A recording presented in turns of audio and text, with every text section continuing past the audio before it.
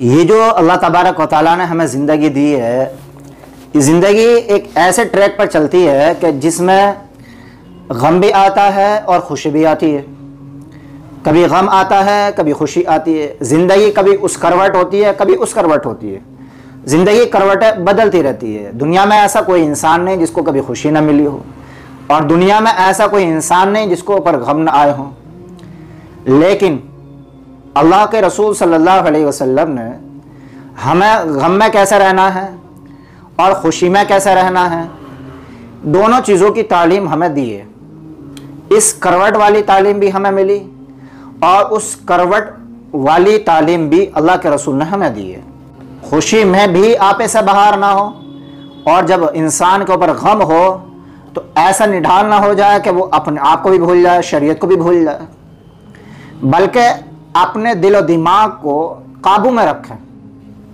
देखिए, एक बात और बता दूं मैं आपको, अगर दिल और दिमाग काबू में नहीं होगा तो इंसान बावला हो जाएगा। किसका नुकसान होगा?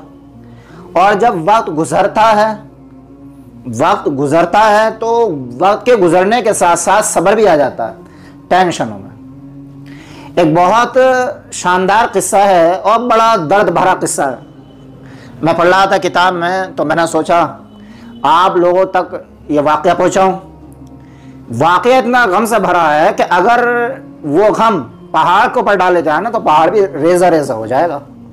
ऐसा वाक़या है वो, और है भी एक खातून का, एक औरत ज़ात का। लोग कहते हैं ना, औरत से सब्र नहीं होता, औरत से सब्र नहीं होता।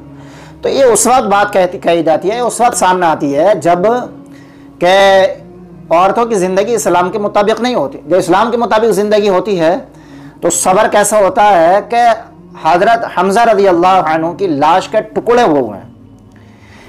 मुशरिकों ने लाश का वो हाल किया कि जिसको बयान नहीं किया जा सकता। और उनकी बहन हज़रत सफ़िया रज़ी अल्लाह अन्हा भाई को देखने के बाद भी सब्र का दामन हाथ से नहीं छूटा। यह है जब इस्लाम ज़िंदगी में होता है। तो एक बहुत बड़े अल्लाह वाले हैं जिनका नाम हज़रत अबुल हसन सिराज रहमतुल्लाह अलैह, बहुत बड़े अल्लाह वाले। एक मरतबा हज को गए तो वहाँ पर देखा तवाफ़ करते हुए एक खातून बहुत ही ज़्यादा हसीन और जमील खाना काबा का तवाफ़ कर रही है। एकदम जब चेहरे पर निगाह पड़ी तो ज़ुबान से ये अल्फाज निकले, वल्लाह क्या हसीन और जमील खातून है। और ये भी ज़ुबान से निकला कि ऐसा महसूस होता है कि इस औरत के ऊपर कभी गम ना आया होगा, कभी फिक्र नहीं आई होगी, कभी टेंशन नहीं आई होगी, डिप्रेशन नहीं आई होगी कभी। तो एकदम उस खातून ने अबुल हसन रहमतुल्लाह अलैह की तरफ देखा और देखकर कहने लगी, क्या कह रहे हो कि मेरे ऊपर कभी गम नहीं आया, मेरे ऊपर फिक्र नहीं आई? गलत कह रहे हो, जबकि हकीकत यह है कि मेरे ऊपर गम और फिक्रें इतनी ख़तरनाक आई हैं कि अगर मैं उन फिक्रों को पहाड़ पर डाल दूँ तो वो भी रेजा रेजा हो जाए। अच्छा, अबुल हसन सिराज रहमतुल्लाह अलैह ने कही बात, ये वाली बात जो कही थी इस वजह से कही थी कि उसकी खूबसूरती को देख के, कि जब औरत या मर्द के ऊपर गम आता है तो खूबसूरती मान पड़ जाती है, झुर्रियाँ पड़ जाती हैं। इस वजह से कही कि चेहरे पे ऐसी खूबसूरती, ऐसी ताजगी, ऐसी कशिश, ऐसा महसूस होता है कि कभी गम नहीं आया होगा। तो ये बात जो है उस खातून ने कही। तो अबुल हसन सिराज रहमतुल्लाह अलैह ने कहा, क्या गम आया तुम्हारे ऊपर, जरा बताओ। तो उन्होंने बताया, उस खातून ने, कि देखो मेरे ऊपर इतना ख़तरनाक गम आया है कि उस गम में मेरा कोई शरीक भी नहीं बचा। ऐसा होता है ना कि भाई गम आया तो सारे लोग शरीक हैं उसमें, गम में तो एक आदमी को फर्क नहीं पड़ता। लेकिन वो क्या कह रही है कि उस गम में मेरा कोई शरीक भी नहीं बचा, मुझे सपोर्ट करने वाला भी नहीं, मुझे समझाने वाला भी नहीं, कोई नहीं बचा मेरा। क्या है ज़रा बताओ। तो फिर खातून ने बताया कि देखिए, मेरा गम और मेरी टेंशन ये है कि मेरे शोहर ने एक बकरी ज़िबा की। मेरे शोहर ने, हमारे घर एक बकरी थी, उसकी कुर्बानी थी। तो खाल उधेड़ी गोश्त बनाया, मैं गोश्त पकाने के लिए, बनाने के लिए जा रही थी। मेरे 3 बच्चे थे, 2 बच्चे जो हैं थोड़ा होशियार थे। तो उनमें से जो बड़ा बच्चा था, और एक बच्चा दूध पीता था, तो उनमें से जो बड़ा बच्चा था उसने छोटे वाले भाई से कहा कि देख भाई, मैं बताऊँ आपको अब्बा ने बकरी को ज़िबा कैसे किया था? कि हाँ बताओ। उस बड़े भाई ने छुरी ली और छोटे भाई को लिटाया और वही छुरी भाई के गले पे चला दी। हाथों हाथ भाई का इंतकाल हो गया। तो ये मरने वाला भाई कौन सा, ये बीच वाला। अब बड़ा भाई ने जब देखा कि भाई तो मर गया, तो ये डर के मारा भाग गया जंगलों को। ये जब जंगलों को गया तो इसको तलाश करने के लिए इसके बाप गए, लेकिन ये हाथ नहीं लगा। तो पता ये चला कि जो ये लड़का जंगल को भागा था बड़ा वाला, ये छोटा वाला तो मर गया, बीच वाला बड़ा वाला जंगल को भाग गया डर के मारा कि यार मुझसे भाई मारा गया। तो वहां उसको जो है ना जानवरों ने, भेड़ियों ने खा लिया। बाप को जब पता चला कि बीच वाला जो था वो ऐसे मर गया, बड़ा वाला ऐसा मर गया, जब ये टेंशन बाप के ऊपर आई तो वो बावला हो गया, दीवाना हो गया। वहां भूख प्यासा ढूंढता ढूंढता वो वहां मर गया। जब बहुत देर हो गई, जब मेरे शौहर नहीं आए तो मैं ज़रा बाहर को निकली के देखूं तो सही। चूल्हे पर देगची जो है ना रखी थी, उसमें आग जल रही थी और पानी खोल रहा था, कोई चीज़ बन रही थी उसमें, और शिद्दत के साथ आग जलती रही, पानी खोलता रहा तो पानी बहुत ज़्यादा खोला, बहुत ज़्यादा गर्म हो गया। मेरा जो सबसे छोटा बच्चा था, जो दूध पीता था, जो घुटनों के बल चलता था, हाथों के बल चलता था, वो रिंगता रिंगता घिसटता घिसटता चूल्हे के पास आया, और चूल्हे के पास आके वो जो हांडी रखी थी चूल्हे पे, वो हांडी जो है पकड़ के अपने ऊपर गिरा ली, और वो ऐसी गिरी कि वो बच्चा हाथों हाथ उतना जला कि हाथों हाथ वो भी ख़त्म हो गया। वो कहती है खातून, जब मैं आई घर के अंदर को तो देखा मेरा जो बेटा था इतना गर्म पानी गिरा उसके ऊपर कि उसका गोश्त भी हड्डियां छोड़ चुका था। तो 2 बच्चे मेरे ऐसे मर गए, शौहर मेरा ऐसे मर गया। जो छोटा वाला बच्चा था वो जो है ना आग से जल गया, गर्म पानी से जल गया।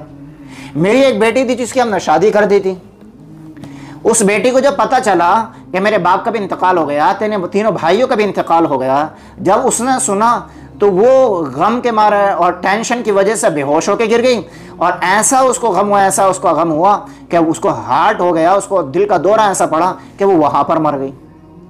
यानी कि जिस खातून को अबुल हसन सिराज रहमतुल्लाह अलैह कह रहे हैं, लगता है कि ज़िंदगी में कोई गम नहीं आया होगा, कोई टेंशन नहीं आई होगी, इस खातून को भाई इतना तगड़ा गम है कि 3 लड़के थे वो भी ख़त्म हो गए, शादीशुदा बेटी थी वो भी ख़त्म हो गई, शौहर था वो भी ख़त्म हो गया, अब पूरे घर में तनहा बची। इसी को कहा था उस खातून ने कि अगर मेरे गम, मेरी टेंशन है, मेरी फ़िक्र है, पहाड़ के ऊपर डाल दी जाए तो पहाड़ भी रेज़ा रेज़ा हो जाएगा। ये बात इसने कही थी। और फिर अबुल हसन सिराज रहमतुल्लाह अलैह ने कहा कि तो ये सब्र कैसा हुआ, सब्र कैसा आ गया? तो उसने कहा मैंने दोनों चीज़ों में गौर फिक्र की, मैंने सब्र करने में भी गौर फिक्र किया और सब्र ना करने में भी गौर फिक्र किया। वो औरत कहने लगी कि मुझे सब्र करने में ही अल्लाह मिल रहा है और सब्र करने में ही मुझे अल्लाह की रज़ा मिल रही है, और बेसब्री में जो है मुझे कुछ भी नहीं मिल रहा, तो बेसब्री करने से मेरा क्या फ़ायदा? तो मैं तो वो करूँगी कि जो मेरा अल्लाह मुझे हुक्म दे रहा है, मुझे मेरा अल्लाह भी मिल रहा है, मुझे सवाब भी मिल रहा है, मुझे अजर भी मिल रहा है, मुझे अल्लाह की तरफ से बदला भी मिल रहा है। और इन्नल्लाह मअस साबिरीन इन्नमा युवफ़्फ़स साबिरून अजरहुम बिग़ैर हिसाब, या सब्र करने वालों को अल्लाह बग़ैर बहुत ज़्यादा हिसाब किताब बग़ैर देगा, बग़ैर हिसाब किताब के अल्लाह देगा सब्र करने वालों को, और बेसब्री पर भी कुछ भी नहीं मिलने वाला, तो मैं क्यों ना सब्र करूं। और फिर आगे उस खातून ने कुछ शेर पढ़े जिनका तर्जमा यह है कि मैंने सब्र इसलिए किया है कि यही अल्लाह को महमूद है, यही अल्लाह को महबूब भी है, महमूद भी है और अल्लाह को पसंद भी है, और मुझे अजर भी मिल रहा है। और मैंने बेसब्री से इसलिए काम नहीं किया क्योंकि मेरा तो वहाँ पर अमाल भी खाली, हाथ भी खाली, दिल और दिमाग भी खाली, नेकियां भी नहीं मिल रही, तो बेसब्री करने से मुझे क्या मिलेगा?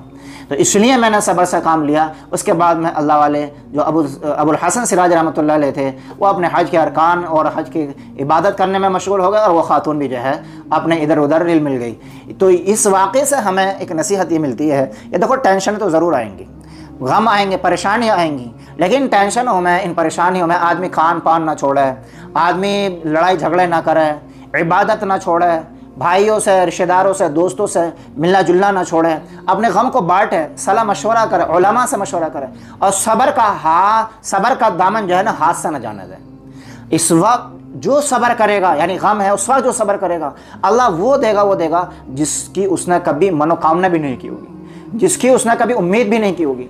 तो ये बहुत ही ज़बरदस्त वाक़या है, बड़ा दर्दनाक, बड़ा दर्द भरा वाक़या है, और हमें सीखना चाहिए इस खातून से कि कैसा सब्र किया होगा और कैसा सब्र आया होगा। और ये उस वक्त आसान हो जाता है जब हमारी ज़िंदगी ईमान और इस्लाम के अकॉर्डिंग गुजरती है, जब अपने इस्लाम और ईमान के हिसाब से हम ज़िंदगी गुजारते हैं, तो ये काम करना हमारे लिए उस वक्त और ज़्यादा आसान हो जाता है। आपसे गुजारिश है कि अल्लाह से दुआ करें, अल्लाह हमें आफ़ियत की ज़िंदगी अता फरमा, सुकून और राहत की ज़िंदगी अता फरमा, और अल्लाह ऐसा मौका ना दे कि हमें ऐसे सब्र करने पड़ जाए। या अल्लाह सब्र यानी कि ऐसे माहौल से, ऐसे हालात से हमारी हिफाजत फरमा जिसमें गम आता, टेंशन आती है। ये दुआ करें आफ़ियत वाली ज़िंदगी। अल्लाहुम्मा इन्नी अस्अलुकल अफ़्व वल आफ़ियत फ़िद दुनिया वल आखिरा। ये दुआएँ पढ़ते रहें, ये दुआ का अहतमाम करते रहें, नमाज की पाबंदी करते रहें, ज़िक्र अज़कार करते रहें, और दुरूद शरीफ का अहतमाम करते रहें, और नमाज की पाबंदी करते रहें, सुन्नत के मुताबिक ज़िंदगी गुजारें। तो अब जो भी टेंशन आएगी, जो भी परेशानी आएगी, उसमें इंशाअल्लाह सब्र का दामन कभी भी हाथ से छूटेगा नहीं। आपसे गुजारिश है इस वीडियो को ज़्यादा से ज़्यादा शेयर कीजिए। बहुत शानदार वाक़या है, और कैसा लगा आपको ये वाक़या कमेंट बॉक्स में अपने ख़यालात का इजहार कीजिए, और चैनल को सब्सक्राइब ज़रूर कीजिए।